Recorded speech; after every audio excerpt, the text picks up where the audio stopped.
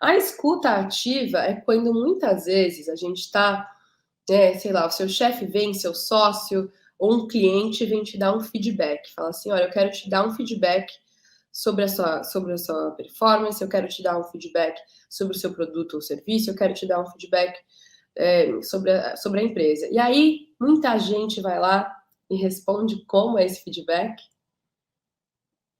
Como que vocês respondem? Me conta. Tem gente que responde assim, ó. Não, eu tô super ouvindo o que você tá falando. Pode falar, tô super aberta para ouvir o que você tá me falando. Aham, aham.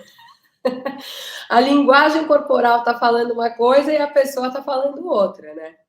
Quando a gente se comunica e a gente persuade, influencia, e, gente, existem muitas dinâmicas invisíveis por trás da fala. É por isso que a gente está reunido aqui hoje, porque a gente quer desvendar quais são essas dinâmicas. E muitas vezes não é só a fala, é a forma como a gente reage. Né? E reagir não significa só que a gente está falando, ah, sim, estou prestando atenção no que está dizendo. O nosso corpo, muitas vezes, vai lá e diz o contrário. Né? Então, assim, quando a gente tá numa troca, alguém vem trazer um feedback para a gente, é muito importante que a gente saiba ouvir com a escuta ativa. E quando a gente for endereçar esse feedback, que a gente responda e não somente reaja. Qual que é a diferença entre reagir e responder? Reagir é quando a gente não para pensar. Reagir, react nos stories, a gente manda um coraçãozinho, foguinho, foguinho é quem tá mal intencionado, né, gente? Ou quando dá muito like em foto de 1995, entra lá e dá like, like, like, like, like, like, like, o famoso like bombing. Isso daí é uma reação, isso daí a gente sabe que tem outra intenção, é outro tipo de persuasão. Quando você reage, é algo instantâneo. Quando você responde, você tirou um tempo para processar aquela informação, para você amadurecer, para você decantar. É igual um vinho, né? Um vinho, quando você vai tomar um vinho, tem um tempo de decantação.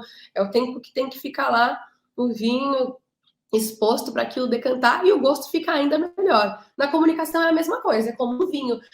Se a gente só sair degustando o vinho sem deixar decantar, não é que vai ser de todo ruim, mas poderia ser muito melhor. E quando a gente responde e não reage, a gente deu o tempo dessa decantação acontecer. Então, o segundo princípio que eu gostaria que vocês saíssem dessa nossa live de hoje com ele bem assim martelado na cabeça é o da escuta ativa com a resposta e não a reação.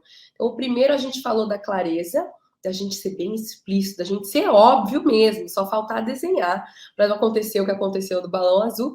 E o segundo é esse princípio da gente responder e não reagir. E eu sei que no mundo que a gente vive hoje em dia, é inevitável a gente querer sair reagindo e não responder.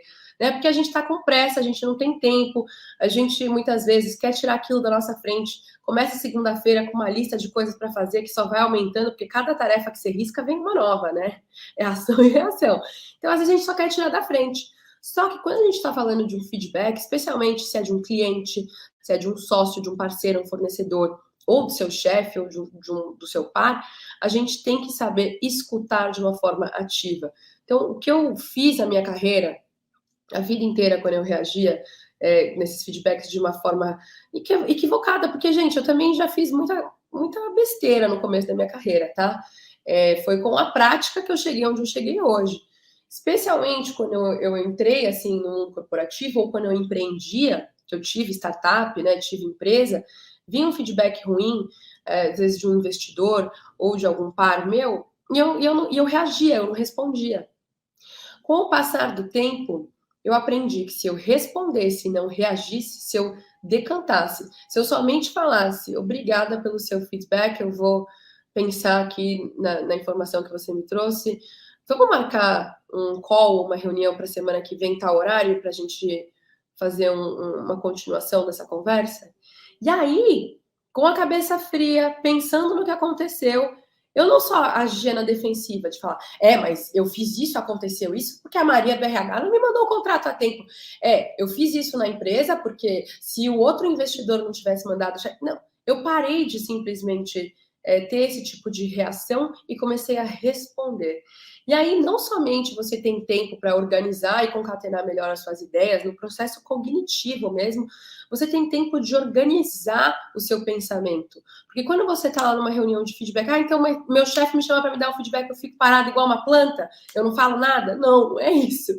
Né? Você vai, obviamente, agradecer e falar que você gostaria de ter uma segunda conversa sobre aquele momento, ou com um sócio ou tudo mais, porque aí você consegue pensar com clareza.